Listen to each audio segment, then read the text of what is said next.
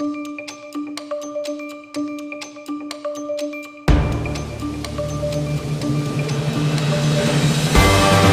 পোহালেই শুরু হচ্ছে ঐতিহ্যবাহী আশ্রমের মেলা। কোচবিহার জেলার মেখলিগঞ্জ ব্লকের জামালদহের পালপাড়ায় আয়োজিত এই মেলা চলবে আগামী 15ই ফেব্রুয়ারি পর্যন্ত।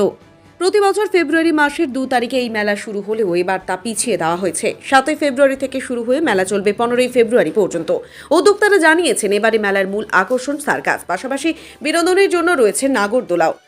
মেলায় বিভিন্ন রকম দোকানপাট এসেছে। এই মেলা নিয়ে কি জানালেন উদ্যোক্তারা এবং সার্কাসের কর্ণধার মদন কার্জি তা শুনে নিন। পাশাপাশি দেখে নিন সার্কাসের কিছু ঝলক।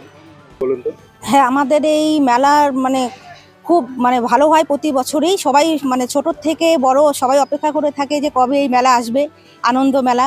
এটা আশ্রমের 2 তারিখ থেকে আশ্রমের অনুষ্ঠান থেকেই হয়, কিন্তু এবার যেহেতু মাধ্যমিক পরীক্ষার জন্য আজকে কালকের থেকে এটা